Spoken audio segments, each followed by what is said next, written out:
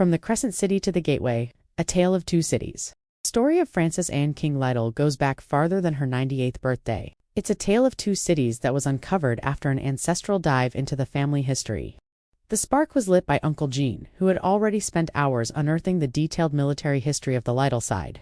But when he turned his curiosity toward the King's side, he found a story that wasn't just about a family, but about the very birth of a city. When Gene shared his findings, the reaction was immediate. Frances recalled her own mother Eloise, saying casually that they were related to the people who discovered St. Louis, specifically a man named Laclede. In Eloise's day, verifying such a claim would have been nearly impossible. Today, with the digital archives of history at our fingertips, that family legend has been transformed into a documented reality. Frances Anne King Lytle and her ancestors are forever linked by the currents of the Mississippi. Long before there were highways or flight paths, the bond between New Orleans and St. Louis was the lifeblood of America. For their ancestors, the journey from New Orleans to the site of St. Louis took weeks by riverboat, a grueling trek that required the same figure-it-out attitude that Eloise Hirschberg and Frances King are known for. This is how it all began. The story traces back to its true beginning, New Orleans, 1733, and the birth of Marie-Therese Bourgeois. In the 18th century, the Mississippi River was the only interstate that mattered, a liquid highway connecting the Gulf to the unknown north. New Orleans was a fragile French colony, clinging to the edge of a vast, dangerous continent. Life there was a gamble. Disease and poverty were constant. Opportunity was not. Orphaned at a young age, Marie-Therese was married at just 15 to René Auguste Choteau, a man decades her senior. It was a marriage of survival, not of love. By 19, Marie-Therese found herself abandoned by her husband. She was left to provide for her young son in a world that afforded her almost no legal standing. While society expected a woman in her position to fade into the shadows of hardship, she refused to let these circumstances define her future. For most women of the era, such a betrayal would have been the end of the story. For Marie-Therese, it was the defiant beginning of a legacy. Against every custom of colonial New Orleans, Marie-Therese was adrift, a young mother left to navigate a man's world entirely on her own. Rather than surrendering to the weight of her situation, she learned the rhythms of commerce and the hard language of trade.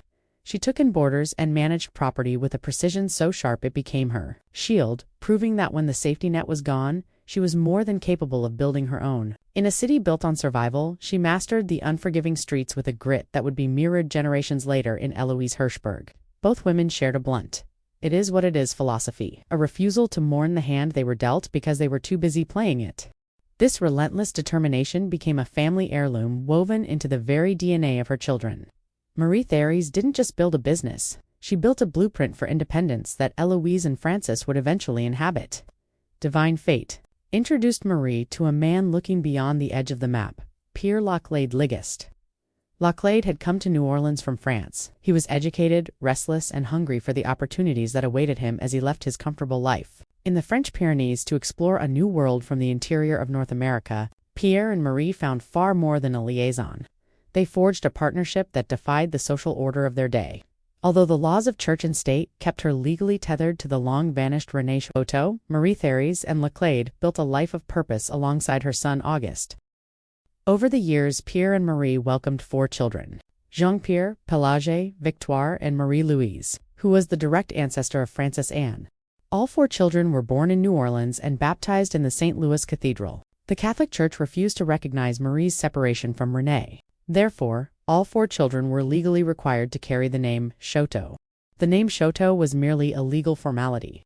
In spirit and character, they embodied the Laclede legacy, defined not by the laws of the time but by the bold, unconventional union their parents had the courage to build. Marie's eldest son, Auguste, came of age in a home filled with animal pelts and the scent of tobacco. He was surrounded by maps and the whispered blueprints of a frontier yet to be won. Pierre Laclede, a savvy and seasoned explorer, had spent years studying the river's edge. He instilled that same restless frontiersman spirit in Auguste. In 1763, the groundwork for a new settlement began. When a New Orleans merchant, Gilbert Antoine de Saint-Maxent, secured exclusive trade rights with the Osage Indians, while Saint-Maxent and his fellow French officials provided the financial backing. The project's true catalyst was Pierre Laclede's ambition. Commissioned to establish a post near the confluence of the Missouri and Mississippi rivers, driven by a larger vision, Laclede chose a superior site 18 miles downriver on elevated limestone bluffs. a decision that transformed a business mandate into a historical landmark. Leaving young Auguste Chouteau to oversee the clearing of the land, Laclede returned in 1764 with a formal town design. Inspired by the efficient trade hubs of southwestern France, he engineered a business accelerator by recruiting a multicultural mix of French and Creole settlers. This prosperity was anchored by Laclede's extraordinary talent for diplomacy. While other founders often met local tribes with conflict, Laclede fostered collaborative relationships and negotiated mutually beneficial trade agreements. This cooperation provided the stability the settlement needed to thrive, and Laclede marked that success by naming the site St. Louis, in honor of King Louis IX of France. There were no grand ceremonies to mark the occasion, just the rhythmic strike of axes against timber and the quiet resolve of a young man proving his mettle in the wilderness. With the St. Louis settlement established, Laclede wrote to Marie asking her to join him. Later that year, she made the journey with all her children to their new home, where she quickly became a beloved pillar of the growing community. Known for a rare combination of kindness and iron-willed intelligence, Marie earned a title from the townspeople that reflected her status, the Queen of St. Louis. While raising 4 children, she skillfully navigated the complexities of the frontier by handling finances, securing essential supplies, and managing the critical correspondence that kept the distant outpost alive. This professional precision became a family hallmark.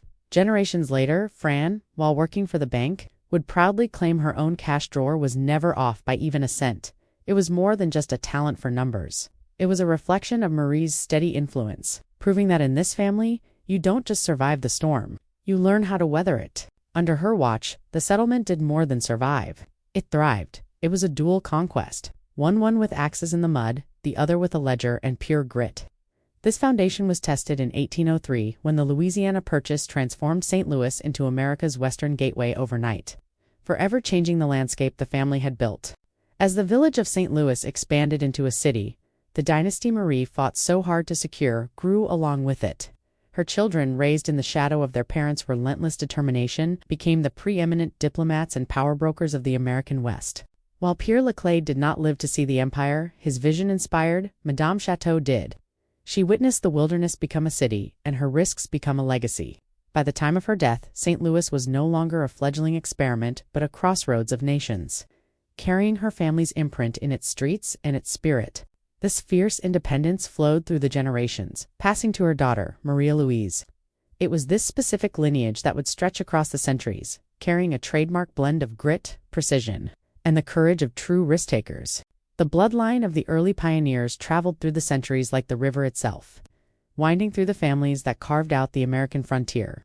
The Papins, the Chauvins, and the Hirschbergs, eventually passing to Robert D. Hirschberg and his wife Anna Lays.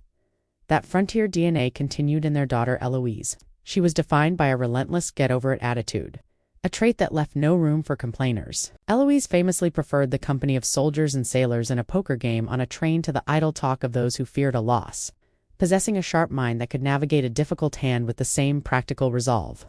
When Eloise married Frank Blaine King, that same resolute spirit was woven into the lives of their 4 children, Frank, Marilyn, Minette, and Frances Anne. Born on March 30, 1928, Frances Anne King, known to all simply as Fran, entered a Missouri vastly different from the one her ancestors had settled. Yet she carried their organizational brilliance and positive resilience required to navigate the Great Depression, the early loss of a sibling, and everything else that era had in store. History has a beautiful way of folding back on itself. In the heart of Missouri, Fran met Morris Bud Lytle, a man raised on the same Missouri soil she called home. In a remarkable historical rhyme, the two fell in love in St. Louis, the very city that Frances's 4th great-grandmother had helped dream into existence centuries prior. Just as Marie and Pierre had formed their world-changing partnership in that river city, Fran and Bud began their own life together among the bluffs their ancestors had literally carved out of the wilderness. In a poetic coincidence, Bud and Fran eventually moved south to New Orleans to raise their sons, Christopher and Patrick. In moving to the Crescent City, the Lytles weren't just relocating. They were returning to the exact streets where their family's journey had begun nearly 3 centuries prior. That same unyielding will passed to Fran and has proven that while the frontier has moved, the figure-it-out resolve of the women who built it remains unchanged. She stands as the modern heartbeat of a legacy defined by hard work, forward thinking, and a spirit that refuses to be sidelined by the challenges of the journey. The journey that started in Louisiana back in 1733 had traveled up to Missouri and back down again, completing a grand circle of the Mississippi. A true tale of two cities. Yet, the most vital part of this journey isn't found on a map, but in the woman who carries that history forward today. To honor Frances Anne King Lytle's 98th birthday, we celebrate a life defined by profound grace, and the same visionary care her ancestors once used to lay the stones of a city. Much like the Queen of St. Louis, Fran has remained a cornerstone of her community. A woman respected not just for the years she has lived, but for the grounded wisdom she dispenses. Nowhere is this more evident than at her DoD club. On any given afternoon, neighbors gather for drinks on the driveway, drawn to her warmth, her humor, and her clarity of perspective. With a glass of scotch in hand and a firm rule to leave politics at the curb, Fran serves as a steady voice of reason. She refuses to carry the weight of yesterday's grudges, instead finding humor in the chaos and reminding everyone that the best way forward is simply to keep moving.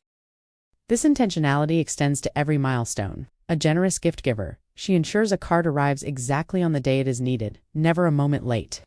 It is a reflection of a life defined not just by seeing the world, but by experiencing it. A passion she passed down to her children, Christopher and Patrick. In raising them, Fran was never interested in winning a popularity contest. She was interested in building their character. While she might be the first to humbly claim she wasn't a perfect mother, those who know her and those who look up to her know the truth. She was and is an extraordinary one who proved that the best kind of love is the kind that holds you to a higher standard. At 98, Fran is a testament to the fact that there is no greater legacy than a life lived with purpose. She is more than a descendant of pioneers. She is a legend in her own right, showing us all how to navigate the years with grace. A perfect quote for every occasion, and a drink on the driveway. Cheers to 98 wonderful years.